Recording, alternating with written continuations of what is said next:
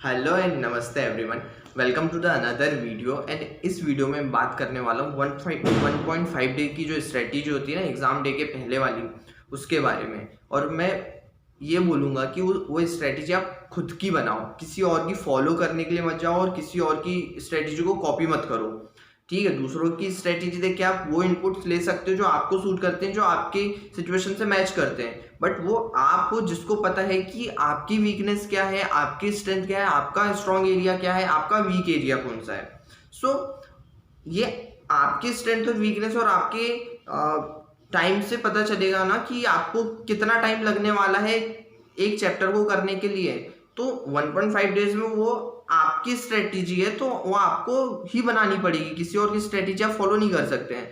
And YouTube में बहुत सारे टीचर्स एंड रैंकर्स ने 1.5 डेज के लिए मिनट टू मिनट स्ट्रेटेजी डाले हैं कि किस टाइम पे क्या पढ़ना चाहिए।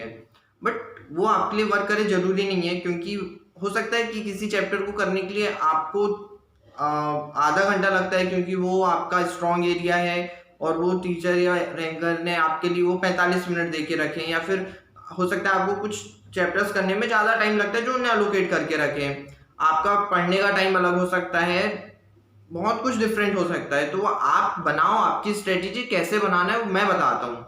बस ये आप जरूर कर सकते हो कि दूसरों की स्ट्रेटेजी से जो इंपॉर्टेंट पार्ट आपको लग रहा है, जो सूट कर रहा है आपकी स्ट्रेटेजी में, आपकी सिचुएशन में, आप उसको ले सकते हो। जैसे मैंने भी बहुत सारे वीडियोस देखा था 1.5 डे स्ट्रेटेजीज वाले, टीचर्स के, रैंकर्स के। बट ऑनेस्टली मैंने एक का भी प्लान फॉलो नहीं किया था, किसी भी सब्जेक्ट के लिए किसी भी टीचर और रैंकर का प्लान फॉलो नहीं किया था। मैंने खुद का प्लान बनाया था और उसी को फॉलो किया था और उसी से हुआ भी था मेरा। आईडीटी के लिए बस मेरे को यशवंत मंगल सर के जो प्लान था वो मुझे थोड़ा अच्छा लगा था, तो मैंने थोड़ा मॉडिफाई करके उसको यूज किया था। बट बाकी हर सब्जेक्ट के लिए मैंने खुद के लिए बनाया था। और वो कैसे बनाया था कि हमारे पेपर 5 जुलाई से स्टार्ट होने वाले थे।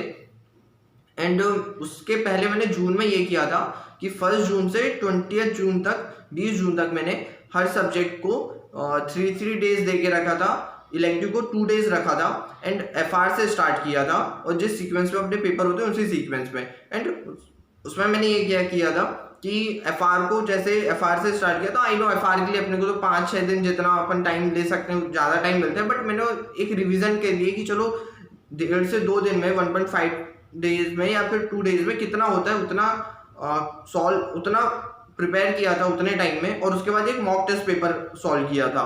मॉक टेस्ट पेपर सॉल्व करने के बाद मैं ये एनालाइज करता था कि कहाँ मेरा वीक एरिया है, और तुरंत उसके जस्ट नेक्स्ट डे या उसी दिन से मैं उस वीक एरिया पे फोकस करने लगता था और उस वीकनेस को दूर करने पे काम करना चालू करता था। एक दिन यही करता था मैं, क्योंकि यदि आप पेपर सॉल्व किए एंड डायरेक्ट नेक्स्ट सब्जेक्ट में शिफ्ट हो गए पढ़ने के लिए, तो वो पेपर सॉल्व करने का मतलब ही क्या, जब वो पेपर से पता चले कि वीकनेस पे आप वर्क नहीं कर रहे हो। तो मेरा हर सब्जेक्ट के लिए ऐसा था कि 3 डेज अलॉट कर दिया था मैंने। एंड 1.5 डेज या 2 डेज में मैं कंप्लीट करने का टारगेट रखता था। और इसी टाइम पे मैं ये देखता था कि यही ऐसे ही पढ़ के मुझे पेपर के टाइम पे कंप्लीट करना है इस सब्जेक्ट को। उस टाइम हर चैप्टर में कितना टाइम लग रहा है इस चीज को भी ऑब्जर्व करता था, नोट करके रखता था, कहाँ मैं टाइम बचा सकता था, कहाँ पर ज्यादा टाइम देना पड़ेगा, ये भी उसी टाइम पे आइडेंटिफाई कर लेता था। और ये प्रैक्टिस कर लेता था कि 1.5 डेज में कैसे मुझे पेपर के टाइम पे कंप्लीट करना है। तो यही अभी 20 डेज बचे हुए हैं पेपर के लिए, एफआर की प्रिपरेशन स्टार्ट करने से पहले भी। तो आपका ये टाइम, अभी वाला जो टाइम है ना, वो आपका यही होना चाहिए कि आपको जो 1.5 डेज में कैसे सब्जेक्ट को कंप्लीट करना है, वो आपको प्रैक्टिस अभी करने की जरूरत है। और वो आप आपके हिसाब से कीजिए कि किस चैप्टर को कितना टाइम आपको देने की जरूरत है।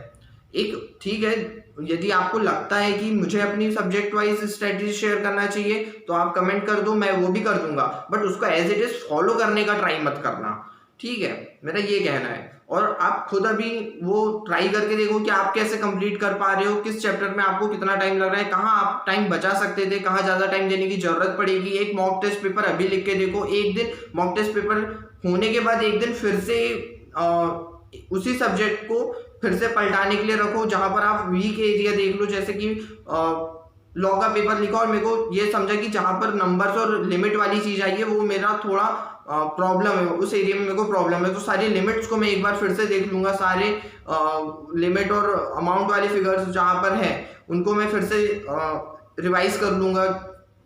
इस तरीके से हर सब्जेक्ट में जहां पर भी आपको लगता है कि यार यहाँ प्रॉब्लम जा रही है, तो मॉक टेस्ट पेपर लिखने के बाद उसको सॉल्व करो, उसको ठीक कर लो। आप ऐसे करके आप एग्जाम के लिए कैसे करने वाले हो अभी से प्रिपेयर हो जाओगे।